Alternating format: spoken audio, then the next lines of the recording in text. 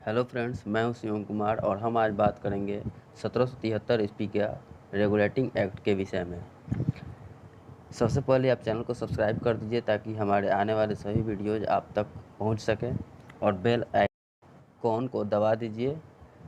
तो दोस्तों, हम सभी जानते हैं कि ब्रिटिशर्स ने 1600 ईस्वी में ईस्ट इंडिया कंपनी के रूप में भारत पर शासन करने के लिए, भारत में व्यापार करने के लिए आए और उन्हें महारानी एलिजाबेथ प्रथम के चार्टर के द्वारा उन्हें भारत में व्यापार करने के अधिकार प्राप्त थे। अर्थात वो लंदन से व्यापार करने के अधिकार लेकर भारत में आए थे एक कंपनी के रूप में। कंपनी का जो काम कार्य था वो केवल प्रारंभ व्यापार करने के लिए ही था, लेकिन 1765 ईस्वी में बंगाल, बिहार और उड़ीसा के दीवानी अर्थात राजस्व एवं दीवानी न्याय के अधिकार भी कंपनी को मिल गए। राजस्व अर्थात टैक्स लेने का अधिकार मिल गया और दीवानी न्याय का अधिकार, न्याय करने का अधिकार भी कंपनी के हाथ में आ गया। इसके कारण भारत में उसके क्षेत्रीय शक्ति बनने की प्रक्रिया प्रारंभ हुई। बाद में 1773 ईस्वी में ब्रिटिश सरकार के द्वारा अर्थात लंदन में ब्रिटिश सरकार के द्वारा भारत के ईस्ट इंडिया कंपनी के लिए कुछ एक्ट लाया गया, जिसे 1773 का रेगुलेटिंग एक्ट कहा जाता है। इस अधिनियम अर्थात इस लॉ कानून के द्वारा भारत में ईस्ट इंडिया कंपनी के कार्यों को नियमित और नियंत्रित करने की दिशा में एक महत्वपूर्ण कदम उठाया गया और यह पहला कदम था जब भारत में ईस्ट इंडिया कंपनी के कार्यों को नियंत्रित किया गया था। इसके द्वारा पहली बार कंपनी के प्रशासनिक और राजनीतिक कार्यों को मान्यता मिली। प्रशासनिक कार्य का मतलब हो गया कि जो प्रशासन से संबंधित हो, और राजनीतिक कार्य का मतलब हो गया कि जो राजनीति से संबंधित हो।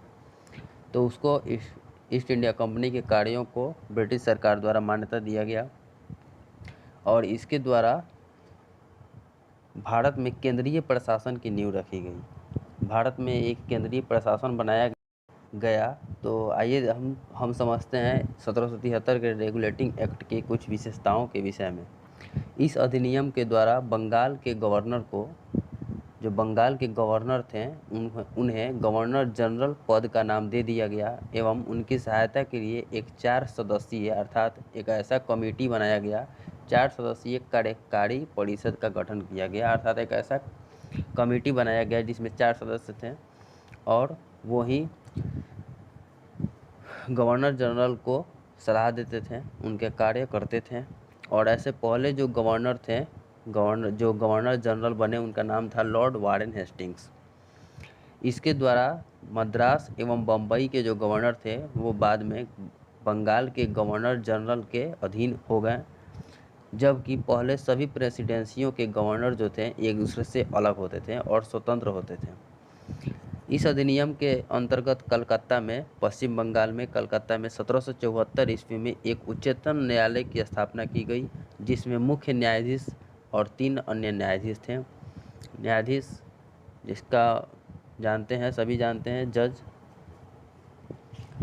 तो और इसके साथ ही साथ इसके तहत कंपनी के कर्मचारियों को, कंपनी के ईस्ट इंडिया कंपनी के जो कर्मचारी थे, उसके जो एम्प्लॉय थे, उन्हें निजी व्यापार करने और भारतीय लोगों से व्यापार, उपहार या रिश्वत लेने पर प्रतिबंध लगा दिया गया। अर्थात वो किसी से घूस नहीं ले सकते थे और निजी व्यापार भी नहीं कर सकते थे। इस अधिनियम के द्वारा ईस्ट इंडिया कंपनी को नियंत्रित करने के लिए एक गवर्निंग बॉडी बनाया गया, अर्थात एक कमेटी बनाया गया जो ईस्ट इंडिया कंपनी के कार्यों को नियंत्रित करती थी और जिसका मुख्यालय लंदन में था, अर्थात ब्रिटेन में था।